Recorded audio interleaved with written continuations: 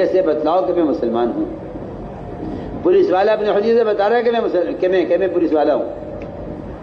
ایسے مسلمان کے ذمہ ہے اپنے حلیے سے بتائے کہ میں مسلمان ہوں، اور یہ کہنا کہ ماحول نہیں ہے. میں کہتا ہوں کہ ماحول کا بنانا جہاد ہے، ماحول کے تابع ہونا نفاق ہے، اور ماحول بنانا جہاد ہے. ماحول کے تابع ہونا نفاق ہے. منافقین کا مزاج تھا کہ وہ جہاں جاتے تھے وہاں والوں کے رنگ میں رنگ جایا کرتے تھے. یہ کہنا منافقین کا کہ ہم جب تمہارے پاس ہوں گے تمہارے ساتھ ہوں گے، جب ان کے پاس ہوں گے ان کے ساتھ ہوں گے، اسی کو نفاق کہا گیا ہے. ایسے لوگ بہروپیہ ہوتے ہیں جو اپنا روح بدلتے رہتے ہیں حالات کے اعتبار سے. ہم بہت بنیادی بات کرتے ہیں. مسلمان کو چاہیے کہ وہ اپنے حلیے کو سنت کے مطابق بنائے. یہ سب سے بڑا جہاد ہے. میں کہتا ہوں احیاء سنت سے بڑا کوئی جہاد نہیں ہے. کسی دشمن سے مقابلے میں اگر کوئی مسلمان قتل کر دیا جائے تو اس کو شہادت کی ایک شہید کا درجہ ملے گا، ایک شہید کا اجر ملے گا. اور اگر کوئی مسلمان مخالف ماحول میں سنت کا اہتمام کرتا ہے تو پھر فرمایا حدیث میں کہ ایسے مسلمان کو 100 شہیدوں کے برابر اجر ملے گا صرف ایک سنت کو زندہ کرنے میں. ایک سنت کو زندہ کرنے میں 100 شہیدوں کا اجر ہے.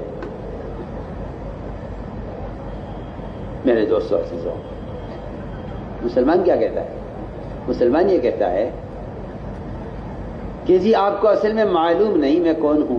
مجھے تو اتنی غیرت اور شرم اور غصہ آتا ہے ایسا کہنے والے پر. جی ہاں، جب یہ انگریز بن کے پھرتا ہے اور یہ اپنی داڑھی مڈا کر اور یہ یہودی بن کر پھرتا ہے، اس لیے جب سنو کے تو کے لیے کہا جاتا ہے تو یہ کہتا ہے اصل میں آپ کو معلوم نہیں میں کون ہوں. ارے کمبختی مارے، تو محمد صلی اللہ علیہ وسلم کا امتی ہے اور اس کے علاوہ کون ہے تو؟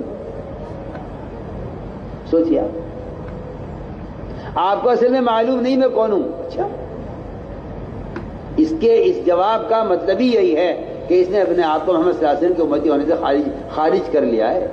صاف صاف اصل میں آپ کو معلوم نہیں میں کون ہوں. میں نے کہا میں تو اس کے علاوہ نہیں جانتا آپ کو کہ آپ محمد صلی اللہ علیہ وسلم کے امتی ہیں، اس کے علاوہ کچھ بھی نہیں. سوچیے، آپ سوچیے میں کیا کہہ رہا ہوں. آپ غور کیجیے اس پر میں کیا کہہ رہا ہوں. اگر یہ کسی ایک سنت کے بارے میں یہ کہہ دے کہ میں اس سنت پر نہیں کر سکتا کہ میں پولیس والا ہوں، میں وکیل ہوں،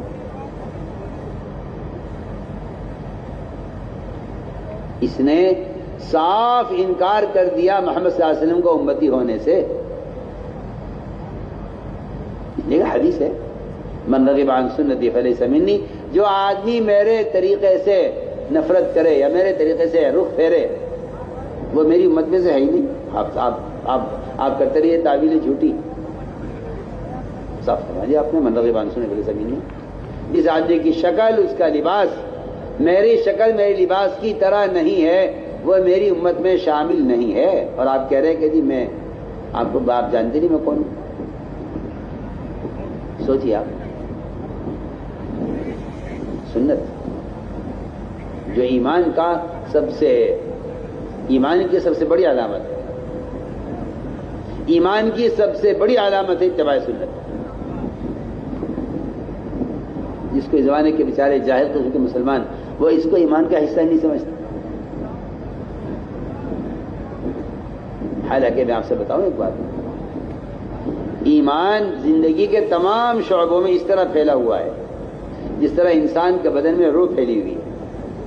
آپ سر کا بال کھینچے تکلیف ہوگی، آپ کے پیر کا ناخن کٹے گا تو چوٹ لگے گی تکلیف ہوگی. پیر کے ناخن سے لے کے سر کے بال تک روح پھیلی ہوئی ہے. اس میں جس حصے میں بھی آپ کو تکلیف پہنچے گی پورا بدن اس سے متاثر ہوگا. اس طرح ایمان سارے شعبوں کے اندر پھیلا ہوا ہے. ہم آپ سے بہت بنیادی بات کر رہے ہیں.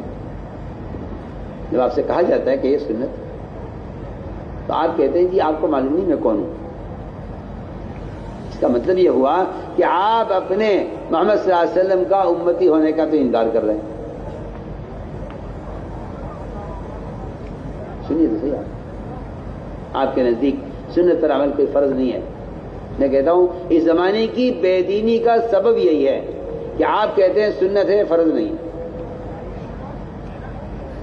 میں آپ کی مثال پیش کرتا ہوں. آپ کو پتہ چلے کہ ایک نماز کی سنت، ایک نماز کا فریضہ، ایک نماز کا فریضہ ہے، نماز جس کے بغیر مسلمان نہیں ہو سکتا۔ اگر کوئی مسلمان نماز کا انکار کر دے تو وہ کافر ہو جائے گا۔ کیا ہو جائے گا؟ کافر ہو جائے گا اگر نماز کا انکار کر دے۔ اگر وہ نماز نہیں پڑھتا، انکار تو نہیں کرتا کہ میں نماز نہیں پڑھتا، تو امام ابو حنیفہ کہتے ہیں کہ اس کو عمر قید کر دیا جائے، یہاں تک کہتے مر جاوے قید میں یا نماز پڑھنے کا عزم کر لے۔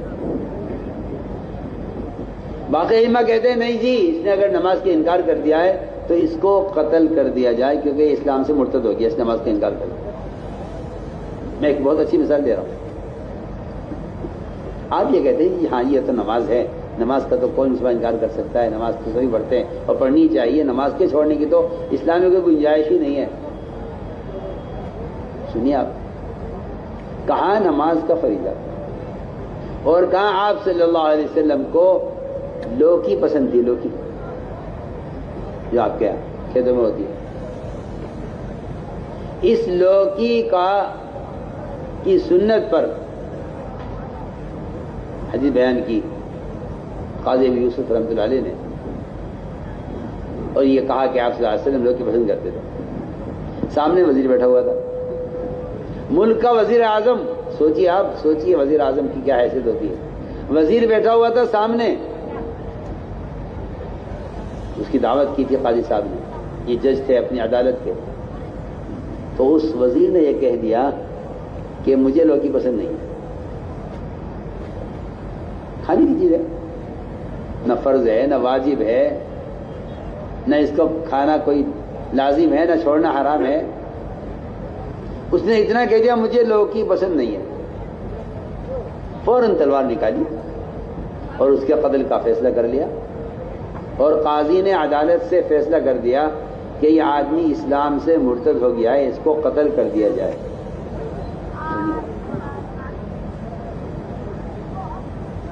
ایسا زمانہ تھا، مسلمان کو سنتوں سے ایسی محبت تھی، مسلمان کو سنتوں سے ایسی محبت تھی کہ قاضی نے فیصلہ کر دیا کہ اس آدمی کو قتل کر دیا جائے، اس نے سنت کا انکار کیا۔ دیکھیے اب مسلمان سر سے لے کے پیر تک یہودیوں کی شکل بنا کر پھر رہا ہے، اور اسے اس کی کوئی پرواہ نہیں ہے، اور اسے جاہل قسم کے لوگ یہ کہہ رہے ہیں اس میں کوئی حرج نہیں، اس میں کوئی حرج نہیں ہے، ایسے بھی پڑھ سکتے، ایسے پہن سکتے، یہ پہن سکتے، یہ پہن سکتے ہیں، پہننے سے کیا ہوتا ہے؟ ایسے جاہل قسم کے لوگ کہتے ہیں ایمان دل کی چیز ہے، ظاہر کو کیا دیکھنا، ایمان دل میں ہوتا ہے۔ اگر تیرے دل میں ایمان ہوتا تو سنت کی شکل میں ظاہر ہوتا۔ وہاں صاحب فرماتے تھے، سنو حضرت کی بات نقل کر رہا ہوں، مولانا صاحب فرماتے تھے کہ جس کا ظاہری حلیہ سنت کے مطابق نہیں ہے اس کے دل میں کفر نے جڑیں پکڑی ہوئی ہیں، پکی پکی بات۔ کیا کہتا ہے مسلمان؟ مسلمان یہ کہتا ہے کہ جی اصل میں آپ کو ابھی معلوم نہیں ہے میں کون ہوں، میں اصل میں ڈاکٹر ہوں، سن تو لو، میں ڈاکٹر ہوں۔ تو میں نے پوچھا سیکھو تو ڈاکٹر ہوتے ہیں؟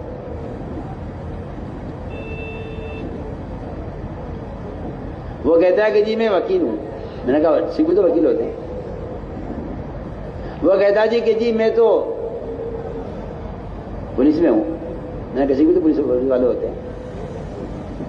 اور قومیں تو سارے شعبے میں ہیں، اپنے حلیے کے ساتھ ہیں،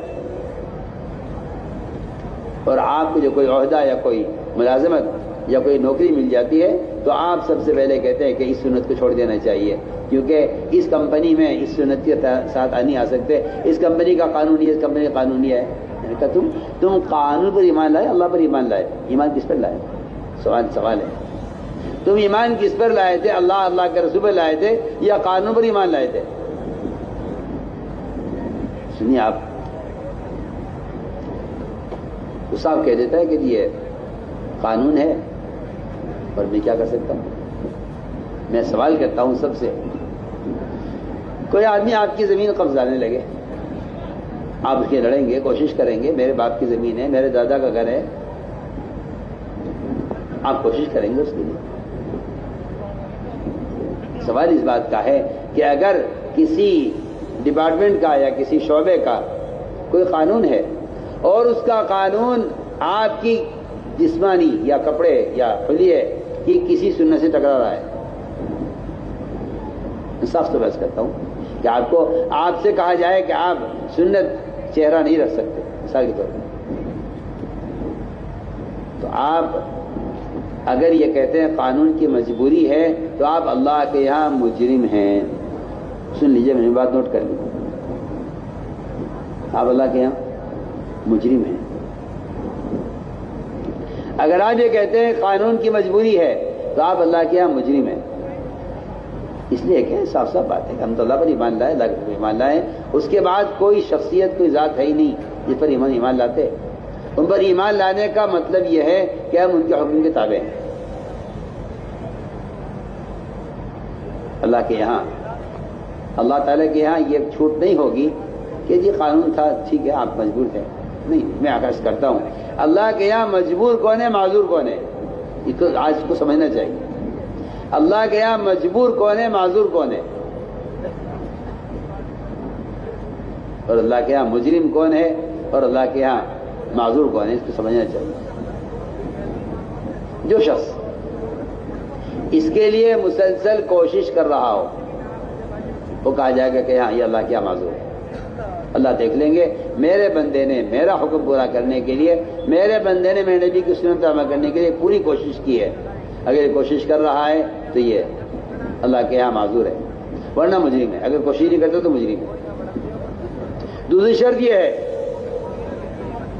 کہ آپ جتنی دیر اس شکل میں ہیں آپ اللہ تعالیٰ سے اس پہ استغفار کرتے رہیں، اور تیسری شرط یہ ہے کہ آپ یہاں سے نکلتے ہی لباس تبدیل کر لیں، تب تو کہا جا سکتا ہے کہ آپ اللہ کیا مجرم نہیں ہیں، ورنہ آپ اللہ کیا مجرم صاف ہیں۔ میں ایسا فرماتے تھے میرے کام کا مقصد تو احیاء سنت ہے، میں تو ایک نمونہ پیش کرنا چاہتا ہوں سارے عالم کو۔ تو میرے بزرگ دوستوں عزیزوں، آپ صلی اللہ علیہ وسلم کے زمانے میں جو آدمی آتا تھا سب سے پہلے اس کے لیے کہ وہ آ کر ایسا بدل جایا کرتا تھا، آپ نے فرمایا کہ میری امت ساری امتوں کے درمیان میں ایسی ہے جیسے سفید بیل کے پہلو میں چند بال سیاہ ہوں، الگ الگ چمکتے ہوئے نظر آتے ہیں۔ اب تو حالت یہ ہے کہ کسی کو سلام کرتے بھی ڈر لگتا ہے، نام پوچھنا پڑتا ہے سلام کرنے سے پہلے کہ آپ کے کیا نام ہے۔ اس کا مطلب صاف یہ ہے، اس کا صاف مطلب یہ ہے کہ مسلمان سنتوں سے اتنا ننگا ہو گیا ہے کہ اس کو سلام کرتے ہوئے خیال ہوتا ہے پتہ نہیں مسلمان یا غیر مسلم ہے۔ صاحب آپ سے تو میں آپ سے بے تکلف بات کر رہا ہوں۔ مسلمان نے اپنا حلیہ یہ بنا لیا ہے کہ ابھی یہ سلام کا بھی مستحق نہیں رہا ہے، اس کو سلام کی کیسے کی جائے پتہ نہیں کون ہے۔ میرے دوستوں، اس لیے ہم نے عرض کیا کہ سنتوں کا بڑا مقام ہے اور سنتوں کو مٹانا دین کو مٹانا ہے۔ آپ یہ مت سمجھیے کہ آپ نے فرائض چھوڑ دیے تو اسلام جو ہے ضائع ہو گیا، نہیں۔ اگر آپ سنتیں چھوڑ رہے ہیں تو آپ اسلام کا ایک حصہ معاشرے کو ضائع کر رہے ہیں۔ اسلام کا ایک بڑا حصہ معاشرہ ہے، عبادات، معاملات، اخلاق، معاشرہ، یہ چار شعبے ہیں، یہ ایمان کا معاشرہ، ایمان کا ایک حصہ ہے جس کو آپ یہ کہہ کے چھوڑ دیتے ہیں کہ اس سے کیا ہوتا ہے۔ اس لیے بنیادی طور پر عرض کر رہے ہیں کہ سنتوں کا اہتمام سر سے لے کے پیر تک مسلمان کو ایسا ہونا چاہیے کہ دور سے دیکھ کر پہچانا جائے کہ یہ مسلمان ہے۔